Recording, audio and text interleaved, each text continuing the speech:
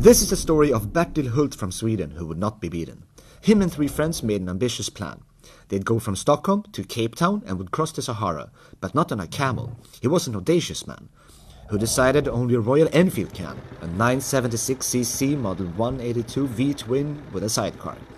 Get him to the other side of that desert of death. This is the story of Bertil Hult from Sweden, who would not be beaten. They set off from Stockholm, flew through Denmark. Germany was Ebertuff.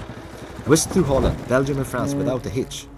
Shipped into England and headed to Redditch. Well, Royal Enfield gave them a hell of a welcome, with wining and dining for the men and servicing for the machines, back to France for a feast of escargot. Though worn by a shepherd and his sheep, they still crossed the Pyrenees in 5 meters deep snow, where no wheels could go.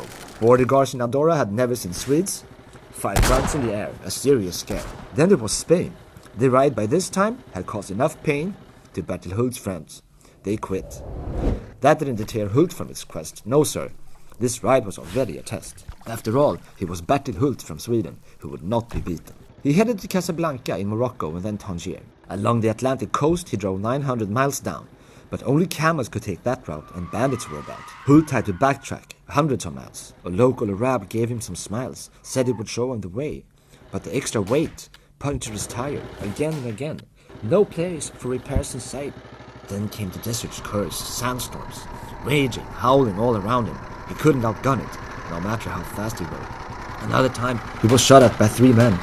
He rode at full speed, nuts and bolts flying, sidecar springs damaged, headlights smashed, but that was still better than dying. And while bathing, he almost got robbed. Once again, bullets started flying, hooks started flying, but still better than dying. He ran out of water and drank fish oil from a can, put motor oil on his face to fight off mosquitoes. What a man.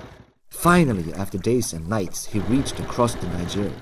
He had done it, one of the few to ride solo across the Sahara, but then he was struck down with malaria.